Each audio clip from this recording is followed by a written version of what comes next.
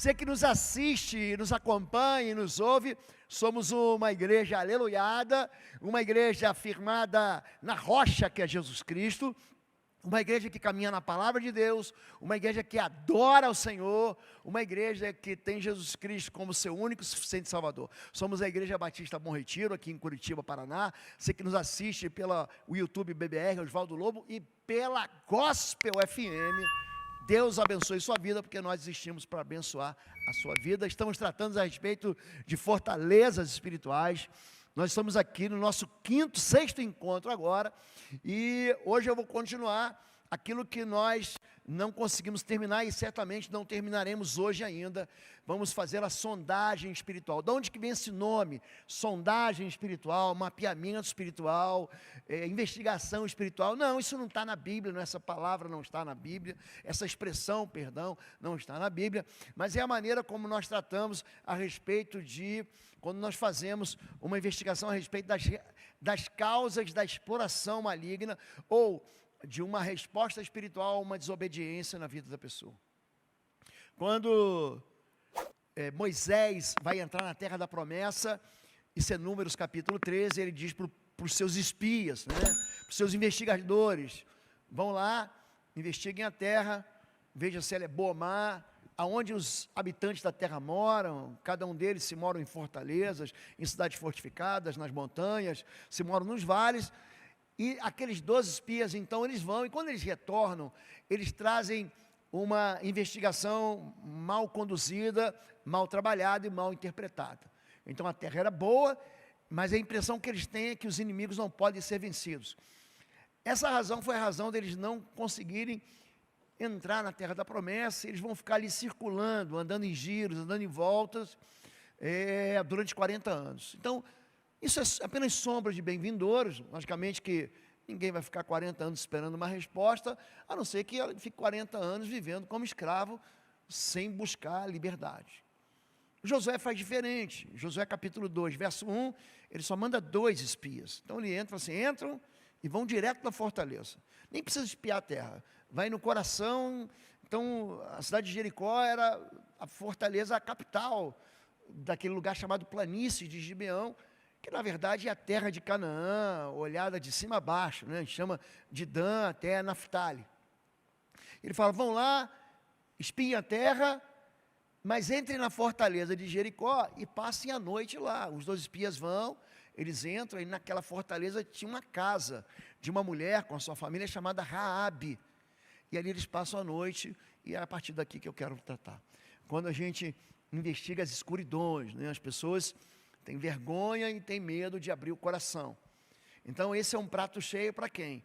Para o inimigo das nossas almas, que ele também ama a escuridão. Ele, quando ele foi expulso, Lúcifer, o portador de luz, não aquele que, perdão, o não portador de luz, aquele que vivia a luz de Deus. Toda pessoa que fica perto de Deus, ela brilha. Você vê Moisés no capítulo 34, ele fica 40 dias na presença de Deus, ele sobe o Monte Sinai, quando ele volta o rosto dele brilhava como o sol. Você vê Jesus, ele sobe o Monte da Transfiguração, o rosto dele brilhava como o sol. Jesus diz: brilhe portanto a vossa luz entre os homens, para que glorifique ao Pai pelas vossas obras. Então a presença de Deus, esse anjo Lúcifer, ele vivia na presença de Deus. Isaías 14, Ezequiel 28, assim desnudo, abre as cortinas do mundo espiritual, para mostrar para a gente que ele de fato vivia servindo a Deus de frente a frente. Mas quando ele é expulso do céu, a rebelião, um orgulho, uma exaltação própria, ele é expulso do céu, então ele é jogado para mais distante de Deus. Por isso que ele é hoje o príncipe das trevas. Ele opera onde? Naquilo que a gente esconde. São os pecados secretos, os abusos secretos, os silêncios da alma, as mordaças que impedem a gente de colocar para fora aquilo que aprisiona a gente. Basicamente, então, eu fiz um overview aqui de tudo que a gente viu, para a gente entrar exatamente naquilo da onde a gente parou na semana passada. Quando nós interpretamos sintomas, sintoma é o efeito colateral do problema, não é o problema. Então, a gente já tratou disso. Não é a cachaça, não é o cigarro, não é a violência temperamental. Isso é só o quê? É só aquilo que aparece. Então, nós temos que não olhar para a ponta do iceberg, mas para aquilo que está abaixo da lâmina d'água. Você tem que investigar a razão por que aquilo está acontecendo. Por que ele está buscando essa reparação? Por que está buscando uma permissão no pecado? Por que está entrando no pecado? É isso que um bom libertador, ou que um bom investigador, que um bom conselheiro faz. Isso que eu quero entregar para vocês, porque vocês vão começar a olhar as pessoas perto de você com outros olhos. Jesus, ele vai perguntar o quê? Desde quando acontece isso? Eu gosto muito, você está olhando para a vida tem 3 amigos de Jesus que moram na cidade de Betânia. Betânia é bem pertinho de Jerusalém.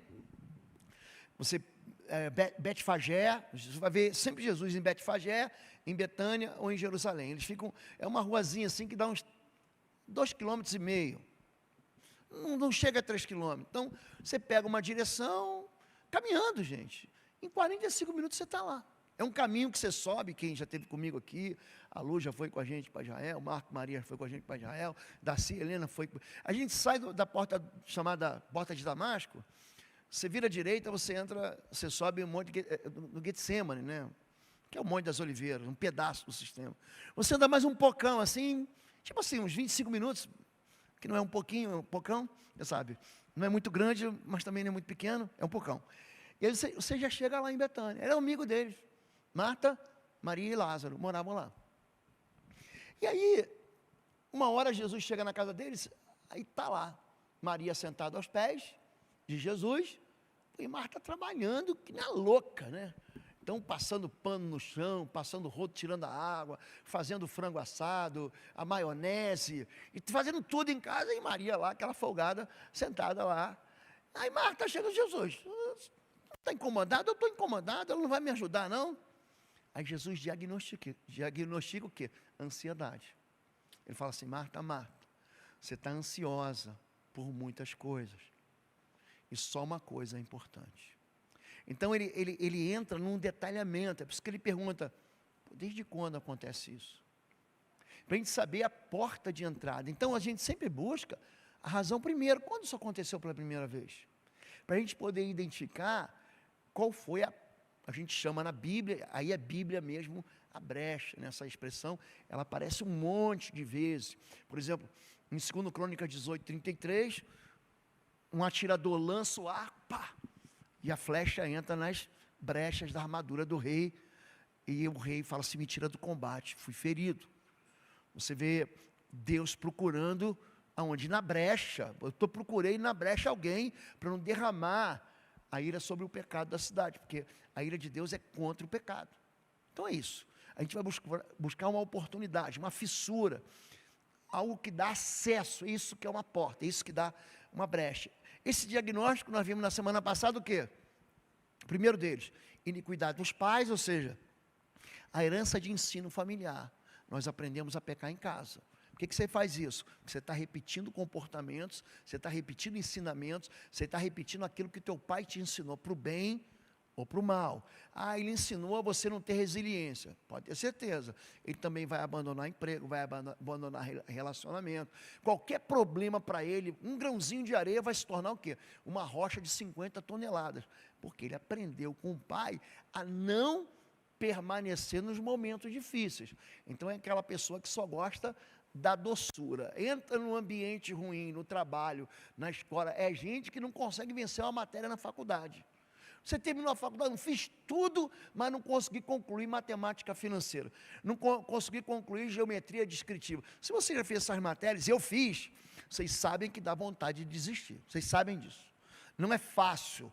Cálculo 3, você começa a misturar integral, derivado, você fala, cara, isso aqui vai dar para mim não, mas você vai lá, é resiliente e conclui. Não é assim? É assim que você faz.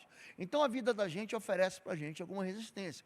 Você aprende com o pai o pecado e você vai pecar. Aí Deus visita a iniquidade dos pais nos filhos até a 3ª e a 4ª geração daqueles que me desprezam.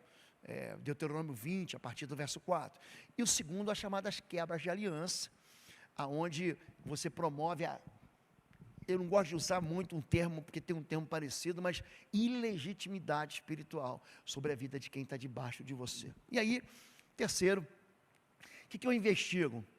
envolvimento com religiões não cristãs. Mas o Espírito, você vê que o Espírito está com letra maiúscula. Aqui Paulo, escrevendo a Timóteo, ele vai falar 2 vezes com Timóteo, na primeira carta e na segunda carta. Mas o Espírito expressamente diz que nos últimos tempos, apostatarão, ou seja, se desviarão alguns da fé, dando ouvidos a espíritos enganadores e a doutrinas de demônios, pela hipocrisia de homens que falam mentiras, tendo cauterizado a sua própria consciência. 1 Timóteo capítulo 4, verso 1 a 2. Por que é tão importante? Vocês reparam como eu sempre dou uma overdose de Bíblia em vocês, seja no culto de domingo, seja no quarta-feira. Eu vou ministrar, gente, eu entrego a verdade. Conhecereis a verdade vos libertará, João 8,32. Pai, santifica-os na verdade, a tua palavra é a verdade. Para quê? Para deixar a pessoa sem saída mesmo. Ó, é isso aqui. A regra do jogo é essa aqui. Mas aqui o Espírito Santo, com letra maiúsculo, ele está dizendo que no final vai ter gente que está dentro da igreja que vai ser enganada. Alguns vão se desviar da fé. Por quê? O Espírito fala, espírito imundo fala e é tagarela. Fala e fala demais, fala pelos cotovelos. E eles ensinam doutrinas de demônios. E tem pessoa que cai nisso. Então, sempre alguém me pergunta assim, pastor, isso aqui é pecado? Quando eu abro caixinha de perguntas no meu Instagram, você pode ir lá no @PR Osvaldo Lobo, eu boto lá, faz uma pergunta. As perguntas são dúvidas que as pessoas têm porque não conhecem a Bíblia. Algo que devia ser prioridade na vida da gente, a gente deixa para os outros. Então, quando você não conhece a Bíblia, todo vento de doutrina te empurra para longe de Deus. É isso aqui. Então, falsas ou religiões não cristãs, elas têm características, e aqui eu quero mostrar para vocês aqui, como discernir, pastor, essa igreja é uma seita, esse pastor prega uma heresia, esse líder, a primeira coisa, ó, uma nova revelação. Deus me revelou alguma coisa que você nunca percebeu, aí você pergunta assim, onde está escrito? Então aprenda uma regra de interpretação bíblica. Existe uma disciplina na faculdade teológica chamada hermenêutica. O que é isso? É a maneira de interpretar. Você sempre interpreta a Bíblia através de doutrina, com a palavra de 2 testemunhas, no mínimo 2. Então você pega algo que está no Antigo Testamento, que se repete no Novo Testamento. Entenderam isso? Você quer ver uma coisa que as pessoas me perguntam, pastor, fala sobre milênio. A Bíblia não fala sobre milênio.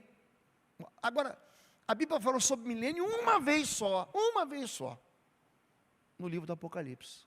Então não existe como fazer doutrina disso, porque eu só tenho uma voz que trata do assunto. Entenderam isso? Então tem um monte de gente que fica chutando. Olha, tem uma religião que diz o seguinte, diz que a profetisa dessa religião viu o céu aberto. Não, eu vi o céu aberto e eu vi a Arca da Aliança, não é a Arca de Noé não, tá, gente? A Arca da Aliança é aquela que o Indiana Jones está atrás dela até hoje, aquela arca de ouro, de madeira de acácia, né? Que é banhada em ouro, é aquela lá. E lá ficou os 10 mandamentos. Ele diz que Deus mostrou para ela, o anjo mostrou para ela a arca aberta, e ali, o 4º mandamento, que é guardarás o sábado, era o mandamento mais ignorado pelos homens, e por isso era o mais importante. Pronto, já contou mentira. Qual é o mandamento mais importante, gente? Vamos lá? Lucas capítulo 10, amarás ao Senhor teu Deus, com todo o teu coração, com toda a tua alma, com todo o seu entendimento, e ao teu próximo como a ti mesmo. Pronto, só aí você derruba o quê? A base da fortaleza. Entenderam isso? Então são coisas que aparentemente aparecem uma revelação e não são. Entenderam isso? Tem que buscar o que está escrito. Só para você ter, eu já preguei sobre sábado, acho que esse ano, sobre descansar no Senhor. Vou contar a notícia para vocês que não sabem. Jesus é o nosso sábado, tá bom? Para você entender? Ele é o nosso descanso. Fica tranquila, tá bom? Você pode tem que descansar, segunda, terça, quarta, o dia que você tiver folga. Senão o teu corpo não aguenta, você tem que tirar 30 dias de férias. Ou pelo menos, que não vai vender os 30 dias de férias para o teu patrão não, que isso é maldade. Não vende, que ele vai querer comprar e vai pagar caro e você vai ter um colapso físico. Você tem que descansar. E viu, maridos que estão me ouvindo? Domingo tira a tua esposa do fogão, ou sábado. Lava a louça, viu? Pelo menos tira as cuecas de trás da porta, não é isso? Bota dentro do cesto. Então você tem que deixar a tua esposa, vamos para a praia, descansar. Aí a escrava está lá, lavando roupa, fazendo comida. Todo mundo na praia se divertindo, aí mãe, está roncando o estômago, qual é a gororoba de hoje? Tem que descansar, entenderam isso, descanso? Posso ouvir um amém, gente? Pelo amor de Deus, não amém, pelo menos, mas moça, então. Então, o que tem? Número 2, negação da autoridade única da Bíblia. Toda falsa doutrina, toda heresia, toda seita vai dizer, aqui está a Bíblia, mas tem um outro livro. Aí você vai ver o livro de Mórmon, você vai ver o livro das Testemunhas de Jeová, que é uma Bíblia onde eles tiram qualquer relação da Trindade, onde está escrito Pai, Filho, Espírito, eles arrancam dali, eles tiram o Espírito, porque são 3 que concordam no céu, 1 João, são 3 que concordam na terra, eles vão tirar alguma coisa, ou vão incluir um livro. Não, é o livro dos Espíritos, a doutrina espírita, ele tem 5 livros acessórios, o livro dos Espíritos, céu e inferno, eles vão colocar mais alguma coisa além da Escritura Sagrada. Eu fico com você só no livro do Apocalipse, que diz, aquele que acrescentar algo ao livro, aquele que retirar algo do livro, esse aí Deus vai julgar ele com rigor. Então, lembre-se, a Bíblia é a nossa única regra de fé e prática. Então, quando alguém vier com uma novidade para cima de você, pergunta assim, onde está escrito? E depois pergunta, onde também está escrito? Lembra de Jesus? Em Lucas capítulo 4, você tem que saber o quê? Para você não ser enrolado. Número 3, o poder fica absolutizado num ser humano. Tem um líder que ele se torna um grande papa, a voz dele é mais forte que a voz de Deus. Tem um pastor famosíssimo, na década de 60, ou 70, acho que era 60, chamado Jim Jones. O Chico Anísio, quando era vivo, ele tinha um personagem chamado Tim Tones, que era um desonesto, né? Ele fazia uma caricatura de um sacerdote desonesto. Esse Jim Jones, ele foi expulso da convenção, de uma igreja muito séria, de corte protestante, muito séria, por causa das doutrinas heréticas dele. Ele foi expulso, ele sai dos Estados Unidos e começa uma igreja no Suriname, aqui no norte da América do Sul, aqui, fronteira com o Brasil, inclusive. Ele começa um acampamento e, no final das contas, para encerrar a história, ele levou quase 1000 pessoas ao suicídio coletivo. Celebrou uma ceia, ele colocou veneno e calmante, e, gente, meia dúzia escapou.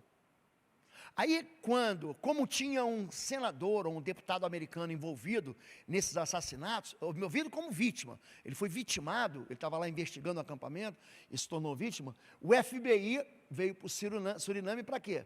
Para investigar. Tem um livro, vocês vão gostar muito de ler se um dia vocês tiveram, ele é bem antigo, já deve ter uns 30 anos, chamado Maravilhosa Graça, do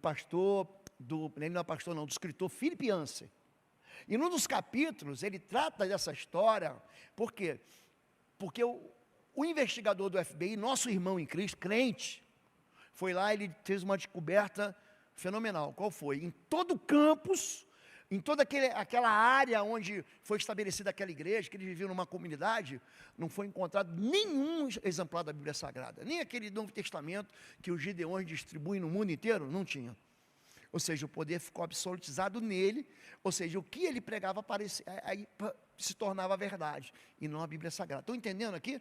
O terceiro, número 4, negação de que Jesus é Deus. É outra coisa, aceita Jesus, é o mestre, é um mártir, é um espírito de luz, mas eles nunca vão dizer que Deus é Pai, Deus é Filho e Deus é Espírito Santo. Eles vão pegar a figura de Jesus e vão reduzir a figura de Jesus, a ponto de ele ser apenas um homem bom, e nunca como Deus, que fez tudo, se fez gente, se fez carne, habitou em nós, morreu na cruz, foi castigado pelos nossos pecados, ressuscitou no 3º dia. Número 5, negação da salvação pela graça. Qualquer seita vai dizer assim, para você ser salvo, você tem que vestir assim, você tem que vestir assado, teu cabelo tem que ir aqui, tem que ir lá, você não pode rapar o sovaco. Imagina, gente, você não rapar o sovaco, você imagina? Gente, o negócio fica ruim, hein, gente? Fica ruim demais. Você não pode fazer a sobrancelha, você não pode usar uma maquiagem, você tem que andar de cabeça. Gente, as seitas colocam regras. As seitas, elas são o quê? Legalistas, autoritárias. Aqui, assim, pior do que isso. O profeta fundador, ele vai dizer o seguinte: somente nós seremos salvos. Então, pega uma interpretação absolutamente anômala, absolutamente errada. Por exemplo, os 144.000 testemunhas do livro do Apocalipse são judeus, gente. Eles se convertem, isso é claro. Mas ele fala, não somos nós. Então ele pega um pedacinho da Bíblia, amassa um pouquinho e faz você engolir, e as pessoas engolem. Então eles são autoritários, exclusivistas, dogmáticos. Só eu sei interpretar a Bíblia. Eles são intolerantes e legalistas. Então, o que a gente crê? Na livre interpretação da Bíblia. Você tem que ler. E Deus fala com você. É isso. Eles não, você não pode nem ler a Bíblia. Aqui quem lê a Bíblia sou eu que interpreto a Bíblia, e aquilo que eu interpreto, vocês têm que aceitar. Não, pastor. Ó, a Bíblia diz o contrário aqui. Por exemplo, eu sempre falo que todo mundo que vê anjo na Bíblia se borra de medo. Todo mundo que viu anjo na Bíblia, todo mundo. Gente, leva o papel higiênico para ele que ele se borrou. Vai trocar a cueca, vai trocar. Por que isso? Aí ele veio comigo, não, Maria não ficou com medo. Aí eu falei, não, bora ver Lucas aqui, abre Lucas 1, Lucas 2, gente.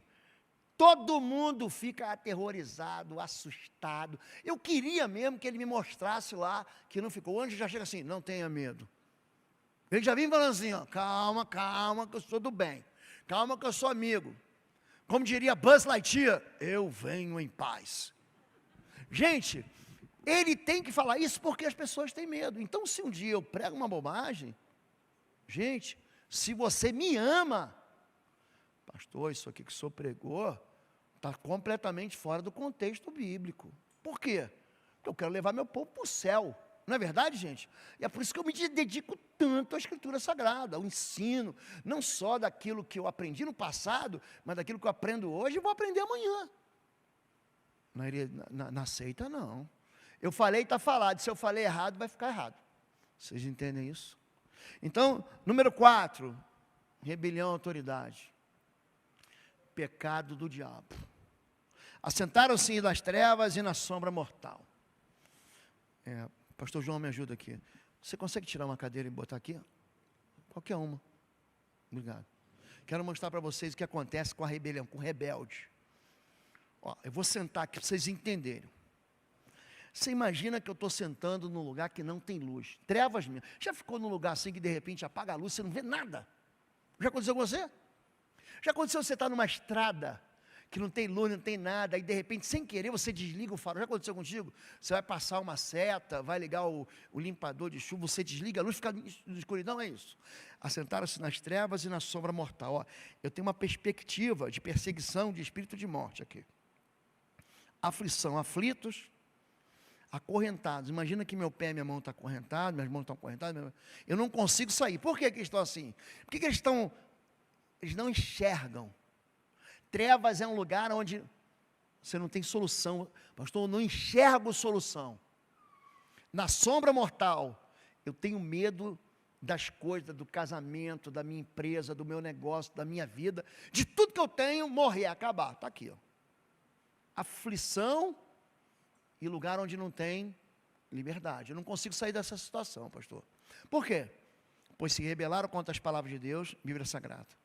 Desprezaram os desígnios do Altíssimo, princípio de Deus. Por isso, ele os sujeitou a trabalhos pesados. Olha só, gente. Eles tropeçaram e não houve quem os ajudasse. Então, eu sento para mostrar para você o seguinte, que eu não tenho como sair daqui, eu estou acorrentado nas trevas. Incapacidade de enxergar saídas para a crise.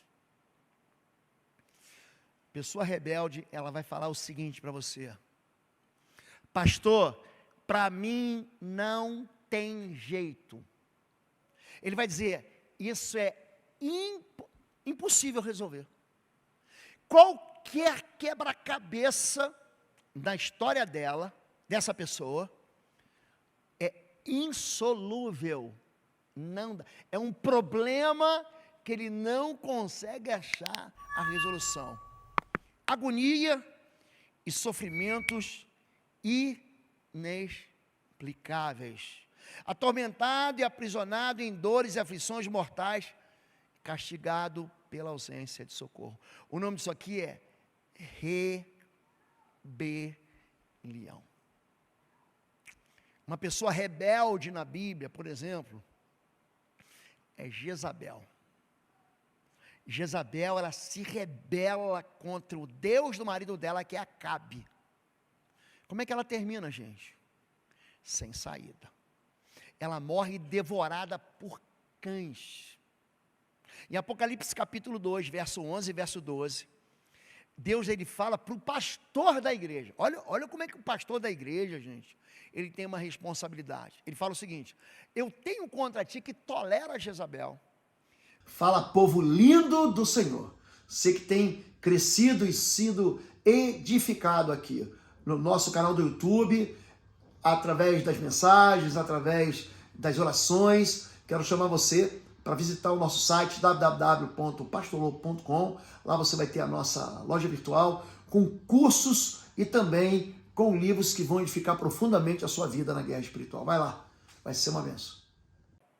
Mulher que se diz profetiza e não é, quer dizer, ele dá púlpito para gente que não devia dar. Ele dá papel de ensino de liderança para alguém que não devia ter. Quem anda comigo sabe disso, gente. Eu fico testando, eu fico provando. Vocês não me vêm colocar qualquer pessoa aqui, você me vem? Aliás, eu vou dizer uma pessoa que eu vou trazer aqui, vocês vão gostar.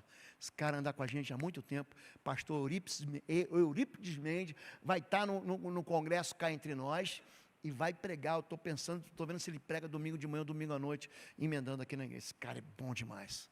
Pensa um homem comprometido com o evangelho. Então, eu testo, apesar de qualquer um pastor tem um irmão que prega bem, rebanho é meu. Se ele fizer e falar qualquer bobagem, eu presto conta para Deus. Você pensa que a bênção de Deus não funciona? Você quer ver uma coisa? Malaquias capítulo 2, verso 1. Eu vou pedir o pessoal da mesa de som me ajudar aí. Malaquias 2, 1. Você pensa que ficar debaixo de qualquer autoridade, qualquer cobertura? Malaquias capítulo 2, olha só. Agora, gente, a palavra profética para o pastor. Ó sacerdotes, para vós outros é este mandamento. Verso 2. Se não ouvirdes e não propuserdes no vosso coração dar honra ao meu nome.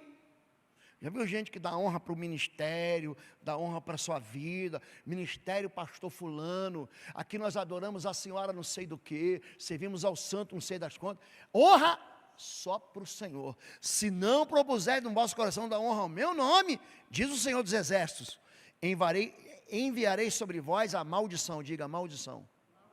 E amaldiçoarei as vossas bênçãos, já as tenho amaldiçoado, porque vós não propondes isso no coração. É o pastor que está em pecado pregando. Ele está abençoando, que está chegando em você a maldição. Isso é sério ou não é, gente? É sério, gente.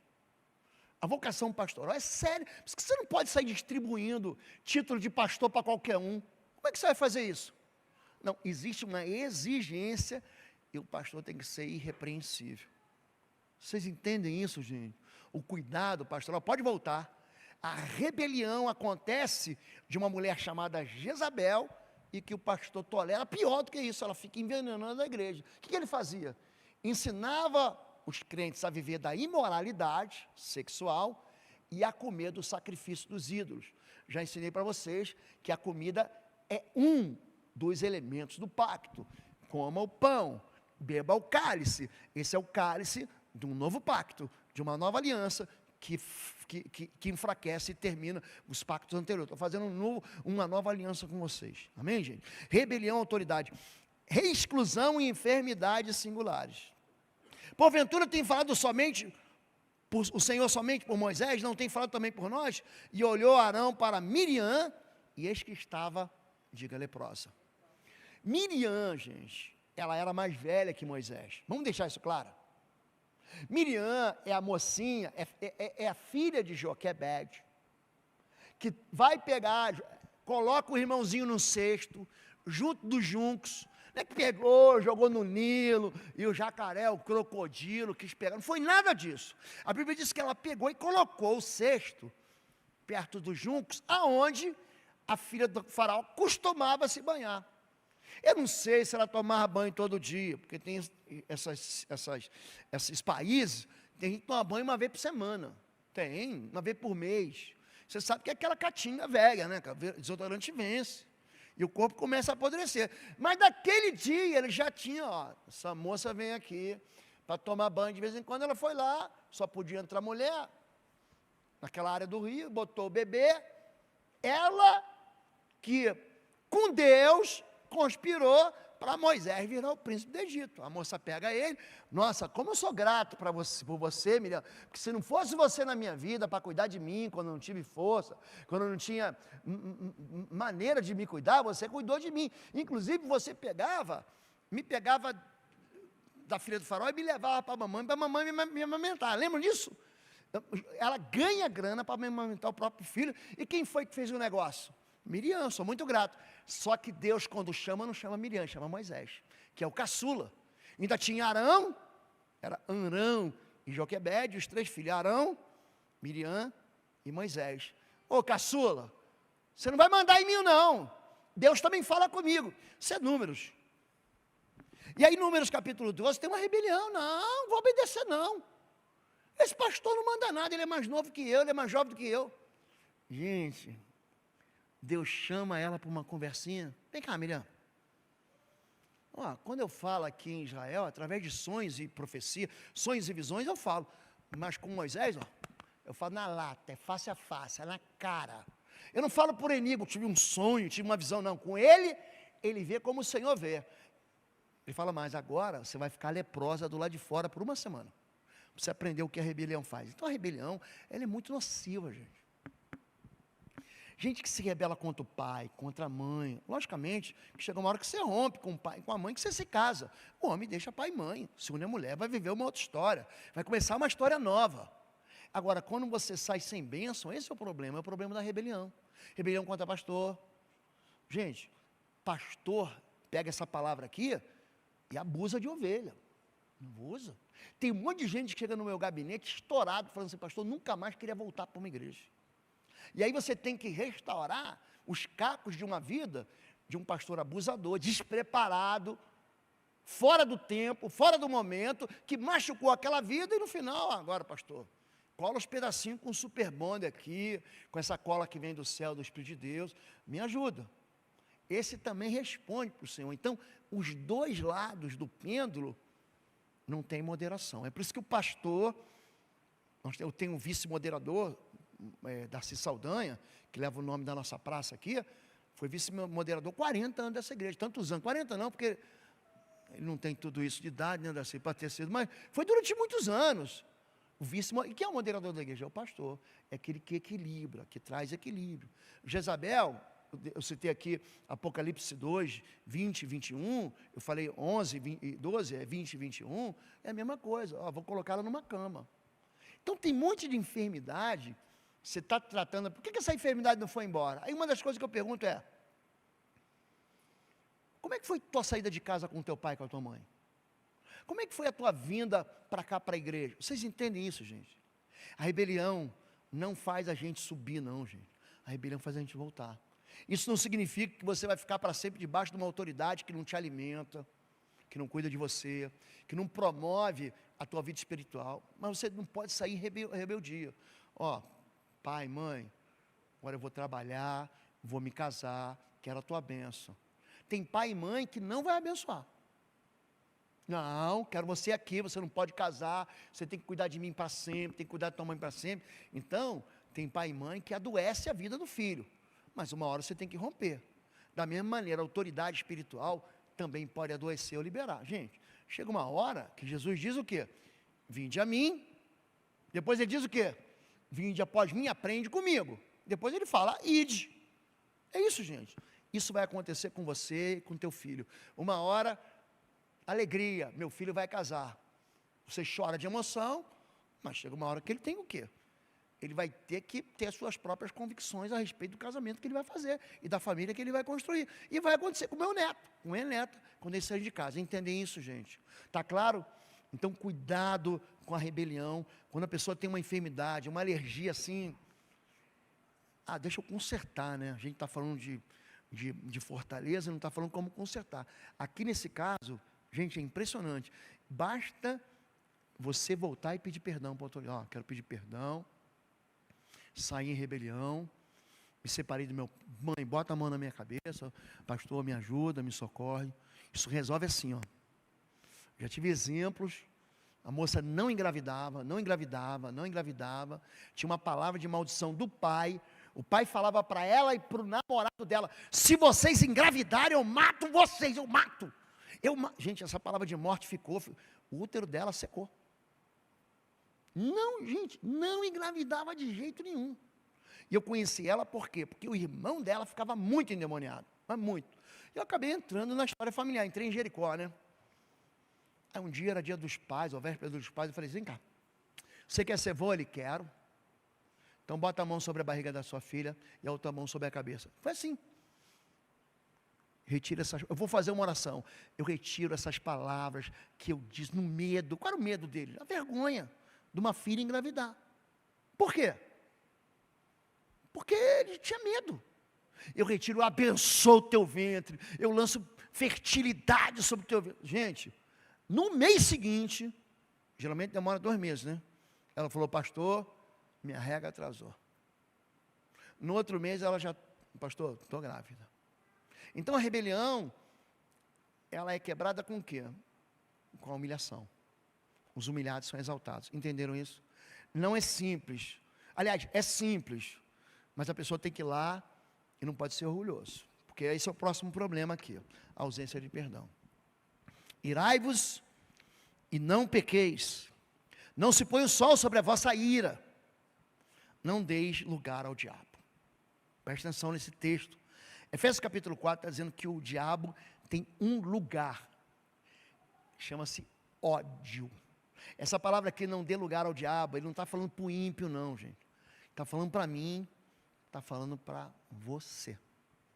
Está falando para o rei Davi, está falando para o rei Saul, está falando para Abraão, está falando para Paulo, para Pedro, para João.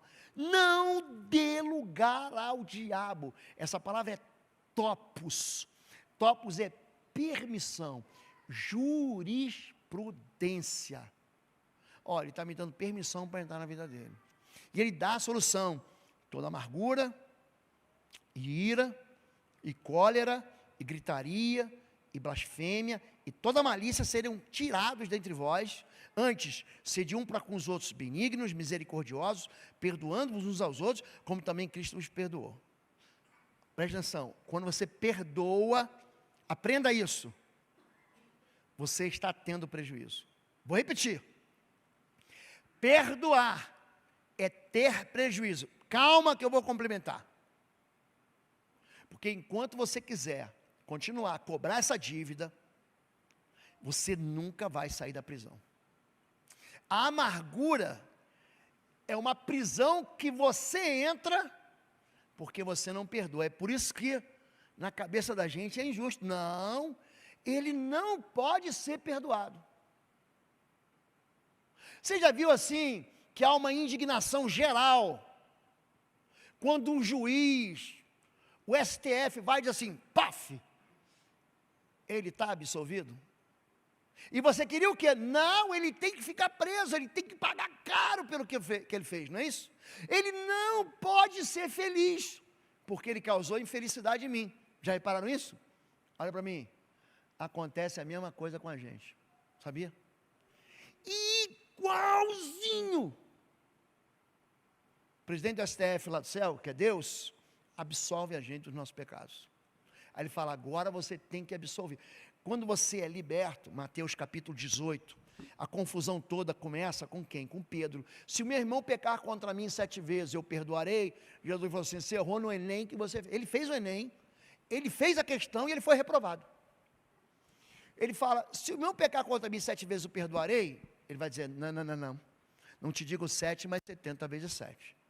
O que ele está dizendo? É que o perdão você não pode controlar.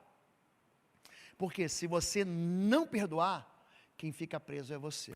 Aí ele conta a história do credor incompassivo, aquele cara que devia um trem de ouro. Não era um vagão de trem, não. Era um vagão com um trem com 1 milhão de vagões de ouro, cheio de ouro. Ele tinha uma dívida impagável. Trilhardário, eu não sei nem como é que chama, trilionário, bilionário, sei lá qual o nome que se dá.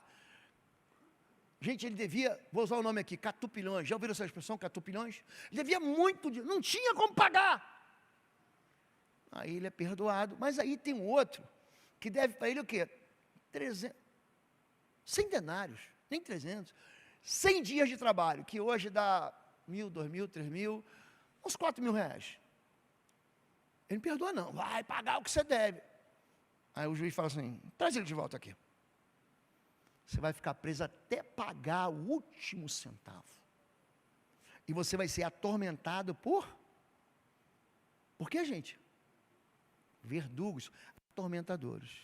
Na verdade, quando você não perdoa, é você que fica preso e você fica atormentado. Ano passado veio aí uma cunha aqui, falou que a ausência de perdão é você segurar uma brasa na mão acesa assim, ó. Sabe aquela brasa? E não soltar mais. Só quem está se ferindo é você. Quando você solta, não é que aquele escapou ileso. Como é que é? Não, pastor, porque eu perdoei, ele escapou ileso. Não. Você saiu dessa prisão. Por quê? Porque a ausência de perdão é uma idolatria. Fulano me deve. Eu estou vendo ele feliz, eu estou seguindo ele no Instagram, estou seguindo as publicações dele no Facebook, ele está todo feliz. Mentira. Instagram. Já viu aquele casalzinho? Dá um sorriso para fora. Não, sai para lá, não quero. Aí publica a foto sorrindo, mas na verdade eles estão vivendo aquele mistério daquela confusão. Aí você acorda pensando nele, você passa o dia pensando nele, você passa a noite pensando, você sonha nele, você torce contra ele. Já viu isso? Quem fica aquela idolatria no teu coração, você gira em torno dela. Entenderam isso, gente? A ausência de perdão. Aí é uma confissão que eu faço para a igreja e para toda a torcida da raça rubro-negra, da fiel corintiana, da torcida independente do Paraná, que está aí também. Vou falar para todo mundo, tá bom, gente? Aprendam isso. As piores prisões espirituais que eu enfrentei, as piores batalhas espirituais, as piores guerras espirituais que eu enfrentei, pessoas assim, terrivelmente possessas, endemoniadas, estavam presas aqui, ó, na ausência de perdão. Isso aqui é gravíssimo, gravíssimo. As grandes manifestações violentas estão aqui, ó. Ódio. O ódio, pai e mãe, eu me lembro de manifestações que a mãe estava do lado, o espírito imundo não saía de jeito nenhum. Gente, a mulher, eu vi que era uma mulher de Deus, até o jeito dela se vestir, sabe quando parece aquele crente típico, de coque, de saia, eu falei, essa mulher é crente.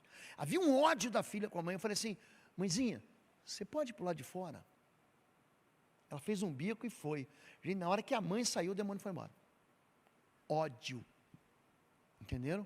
Então a amargura é o que eu sinto contra você, porque você causou uma infelicidade, uma injustiça na minha vida. Então eu tenho o direito de falar o seguinte, você está condenado, não sai mais dessa prisão, mas na verdade quem sai da prisão é a gente. Todo mundo entendeu isso, gente? Então perdoa e deixa que Deus vai resolver. Sintomas da amargura, número 1. A pessoa vai dizer para você, pastor, eu sinto uma dor. Aí você vai no cardiologista, angina, não. Você está tendo uma pressão, que está com uma veia entupida aí, está precisando botar um stent. Não, mas eu sinto uma dor, um peso no peito. Calabouço, uma prisão na tristeza permanente. Pastor, eu não consigo ser feliz. Nada me alegra, nada. Eu sempre acho que eu vou chegar e vou conseguir alguma coisa para eu ser feliz. Vou terminar a faculdade, eu vou ser feliz. Aí não é feliz. Aí, a hora que eu comprar o carro, eu vou ser feliz. Aí compra o carro, não é feliz. A hora que eu comprar meu imóvel, eu vou ser feliz. E não é feliz. A hora que eu terminar de pagar meu imóvel, eu vou ser feliz. Não é feliz. A hora que eu casar, na hora que eu for ordenado no ministério, eu vou ser feliz. Nada. Ele fica preso numa tristeza permanente. Ele tem transtorno de ansiedade seguido de depressão.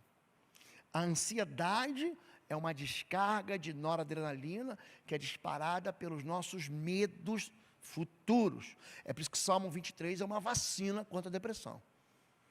Ele não, ainda que eu passe pelo vale da sombra da morte, eu não vou ter medo nada algum. Porque eu sei que no final vai ter uma mesa posta, Deus vai preparar diante dos meus adversários. Reações agressivas com ira e descontrole. Eu não tenho nem pavio, pastor, já ouviram isso? Talvez você tenha falado isso. Existe por trás disso o quê? Uma raiva, um ódio, impulsos de vingança, desejo de fazer justiça com as próprias mãos. Se sou eu, se é meu filho. Esse desejo que você tem de se tornar juiz contra a vida de alguém, você está lidando com ódio contra alguém ou contra você mesmo, hein? É isso. Desejo de fazer justiça, murmuração e maledicência e incredulidade. Eu duvido.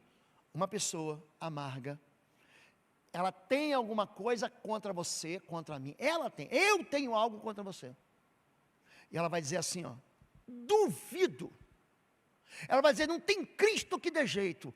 Ela não, no coração dela, não existe uma possibilidade do impossível de Deus entrar na vida dela. Ela é incrédula. Incrédula mesmo. Não vai acontecer. Não vai. Eu estou fazendo aqui, mas nem vou passar nessa prova. Eu já fui reprovado 3 vezes para tirar a carteira de habilitação. Não vou passar. Entenderam isso? Entendeu como é que a fortaleza, ela está onde, gente? Ela está aqui, está dentro da cabeça da gente. Então a fortaleza, ela não está no mundo espiritual. Ela está aqui, 2 Coríntios, capítulo 10, verso 4 e verso 5. As armas da nossa milícia não são carnais, mas sim poderosas em Deus, para destruir sua fortaleza. Como? Anulando sofismas e todo pensamento que se levanta contra a palavra de Deus. É a rebelião. A Bíblia fala, perdoa, você fala, não vou perdoar. A Bíblia diz, devolve, ele diz, não vou devolver. Vocês compreendem isso? É um desejo de você fazer do teu jeito e não do jeito de Deus. Ele vai falar de novo, levando cativo todo pensamento em obediência a Deus. Aí está a chave. Vamos ficar em pé e vamos encerrar em nome de Jesus. Eu estou dando para você que nos segue ferramentas para você entrar dentro das fortalezas e para você ajudar as pessoas. Não deixa entrar no teu coração nenhum sentimento de soberba, de orgulho. Não deixa. Tudo que a gente faz, se faz com compaixão. Tudo que a gente faz com amor. Tudo a gente faz para libertar cativos das suas doenças, das suas dores da alma. Quero mais uma vez convidar vocês. Toda terça-feira, às 20 horas, tem clínica da alma. Vocês têm aí um casal pastoral e um monte de gente ajudando vocês, que tem assim muita preparação para cuidar. Todos os dias em Bom Retiro tem um pastor de plantão, treinado para chorar com os que choram, se alegrar com os que se alegram.